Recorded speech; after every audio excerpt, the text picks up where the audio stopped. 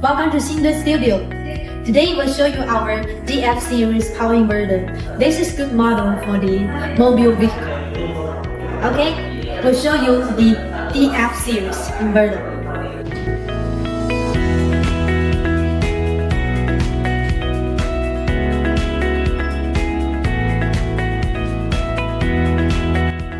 Let's come to the port.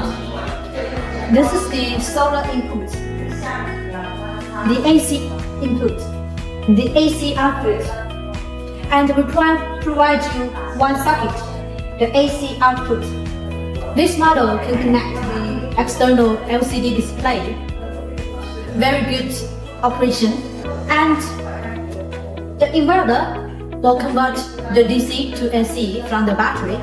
So the battery can be supplied power to the refrigerator, the lights, the fans, the cooker, and etc. This DF series will suggest you the lithium battery, this one, 5 kWh, 25.6 VDC, 200 amp hour lithium battery.